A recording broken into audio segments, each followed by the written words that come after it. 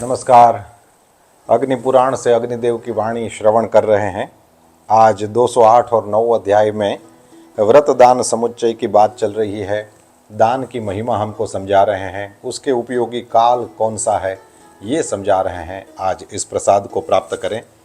कहते हैं व्रत और दान के उपयोगी जितना भी द्रव्य है, जितना भी काल है, उन सब के अधिष्ठातृ देवता भगवान श्री विष्णु ही हैं। अग्निदेव ने कहा कि भोग और मोक्ष दोनों को ही प्रदान करने वाले दान धर्म हैं। उनका मैं वर्णन करता हूँ, सुनो। दान के दो भेद बताए हैं, एक है इष्ट और एक है पूर्त। कहते हैं दान धर्म का आचरण करने वाला सब कुछ प्राप्त कर लेता है। बावड़ी, कुआं, तालाब, देव मंदिर, अन्न का सदावर्त और बगीचे आदि बनवाना, ये सब है पूर्त कर्म जो मुक्ति प्रदान करने वाला है।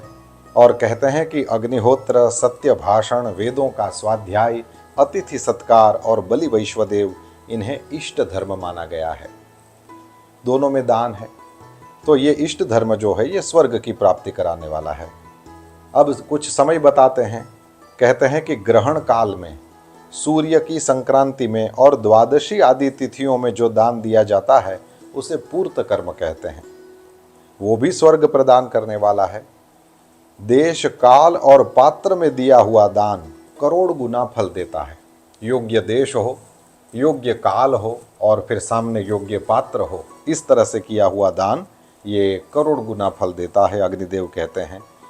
फिर कहा कि सूर्य नारायण के उत्तरायण और दक्षिणायन प्रवेश के समय, पुण्यमय विषुव काल में, व्यतिपात, तिथिक्षय, युगारंभ, संक्रांति, चतुर्दशी, अष्टमी, पूर्णिमा, द्वादशी, अष्टका श्राद्ध, यज्ञ, उत्सव, विवाह, मनवंतरारंभ, वैधृति योग, दुस्वप्न दर्शन, धन एवं ब्राह्मण की प्राप्ति में दान दिया जाता है। अग्निदेव के द्वारा समझाई हुई इस बात को हम ध्यान से समझें। कहते हैं कि ये सारे मुहूर्त ऐसे हैं जिनमें दान दिया जाना चाहिए। और फिर कहते हैं अथवा जिस दिन श्रद्धा हो। ये सारे मुहूर्त तो काम के ही हैं, ये पंचांगों में लिखे भी रहते हैं।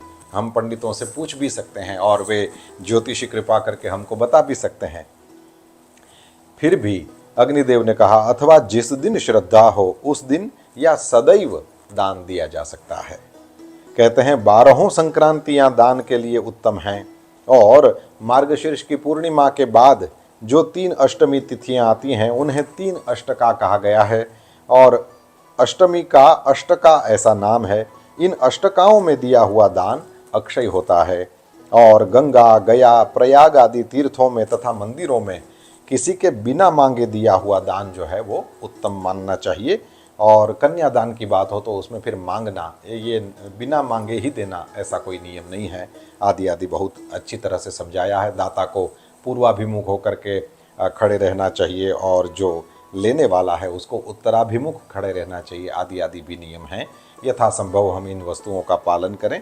और जैसे अग्निदेव ने कहा कि जिस दिन श्रद्धा हो या सदैव भी, लेकिन जैसे गोस्वामी तुलसीदास जी ने कहा है कलयुग में तो ये जेन केन विधि कीन है दान करे कल्याण, हम दान करते ही हैं, ये और सजगता से करें।